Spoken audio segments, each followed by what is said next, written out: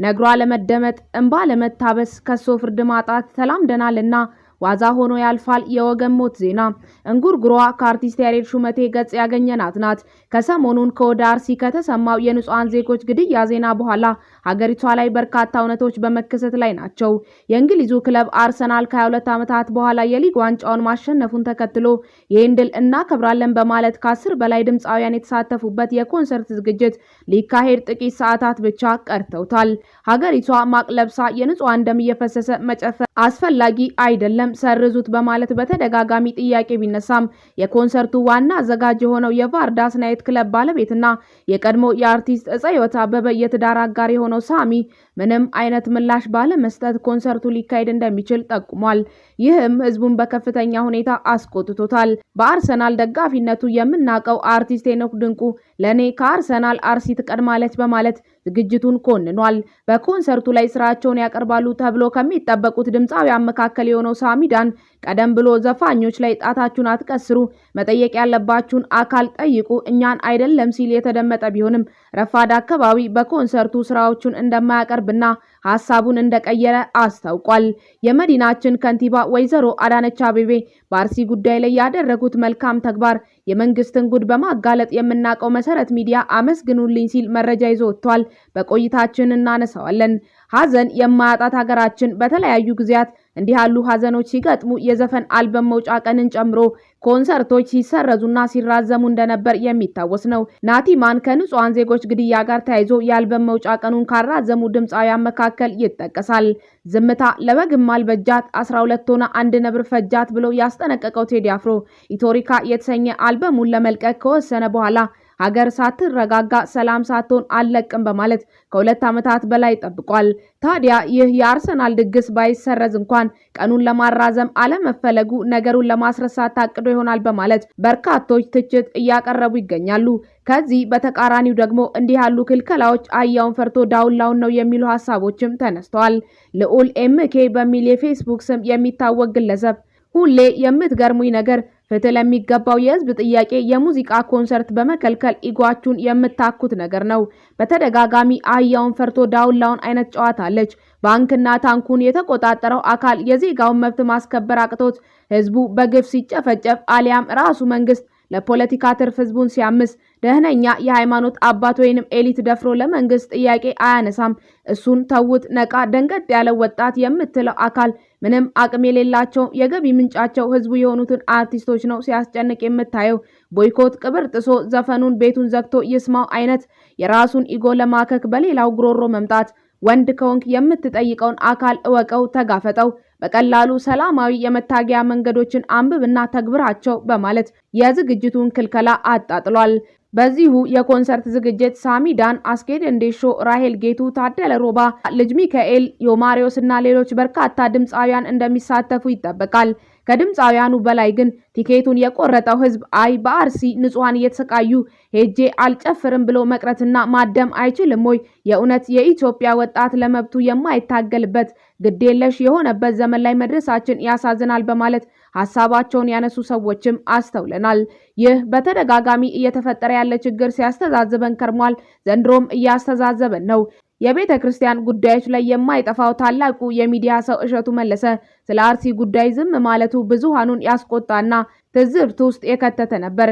ይህ ጉዳይ በመንግስት ኃላፊዎች ዝምታ ሲታጀብና የተናገሩትም ምርጫውን ለማደናቀፍ ነው አሊያም እንዲህ ያለ ነገር አልተፈጠረም በማለት ሲናገሩ ቢቆዩም የአካባቢው ተወላጅ የሆኑት ወይዘሮ አዳነች አቤቤ ከሰሞኑን የተከሰተው አሳዛኝና አሰቃቂ ግድያ እንዳይስፋፋ ካስኮ ወረዳ አስተዳዳሪ አቶ ገቢ ገልቹ ጋር በአንድነት በመሆን እያደረጉት ያለው ጥረት ከፍ ያለ በመሆኑ ምስጋና ይገባቸዋል ሲል መሰረት ሚዲያ በገጹ አስነብቧል። አክሎም ሁሉም መረጃ ለሚዲያ ፍጆታ አይውልም እንጂ ዝርዝሩ ብዙ ነው። ችግሮች አሁንም ቢኖሩም ከትላንት ጠዋት ጀምሮ በአካባቢው መረጋጋት እንዳለ ጠቅሷል።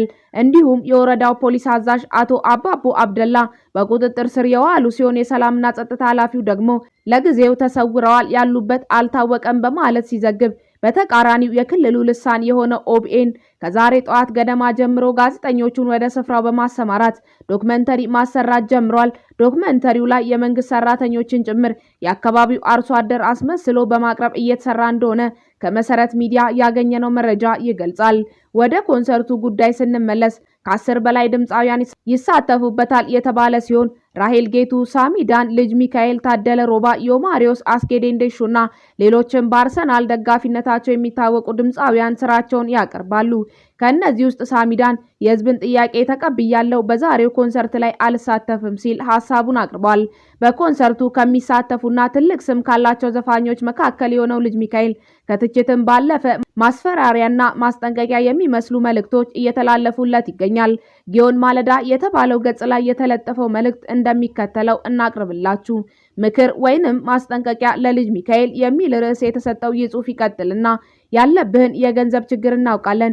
ስራ ሳትሰራ ሳምንት ሊያቆይ የሚችል ገንዘብ የሌለ መናጢ ድሃ፣ ከድሃም ድሃ ከመሆነ አንጻር ያገኘውን ስራ ሁሉ ሳትመርጥ መስራት እንዳለብህ እንረዳለን። ከዚህ አንጻር በቅዳሜ ዕለት በአዲስ አበባ ስቴዲየም ሊካሄድ በታቀደው የአርሴ ቡርሴ የወረበላዎች ኮንሰርት ላይ ከመሳተፍ እንድትቆጠብ ያቀረብንልህን ጥሪ ያለመቀበልህን ተረድተናል። ኮንሰርቱ ላይ ፐርፎርም ማድረግ ትችላለህ፣ ግን ዋጋ ትከፍልበታለህ።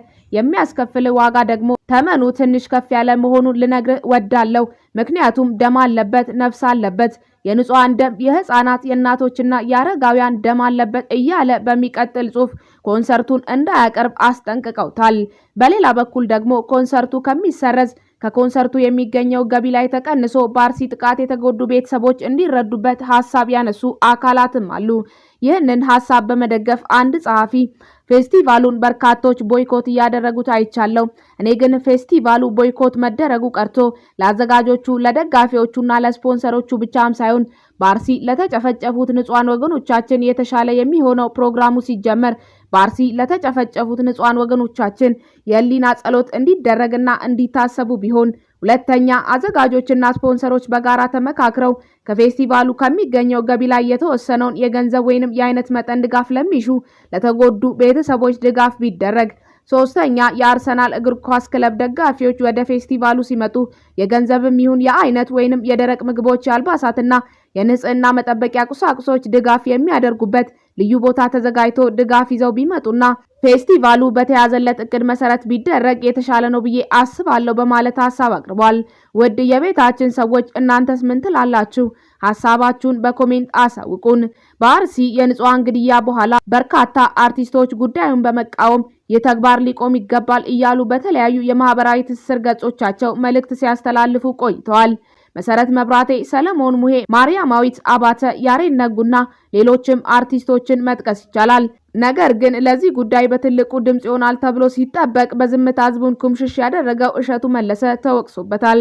በህዝብ ስም የሚምሉና የሚገዘቱባት ቅድስት ቤተክርስቲያን ስትቃጠልና ልጆቿ በአሰቃቂ ሁኔታ ሲታረዱ ዝምታ መምረጣቸው አልፎ ተርፎም ለሌላ የጥቅም ለቀማ መራራጣቸው የብዙዎችን ሕሊና አቁስሏል። ማህበራዊ ሚዲያውና የዩቲዩብ መድረኮች ለብዙዎች የሀብት ማከማቻና የዝና ማማ መውጫ ሆነዋል።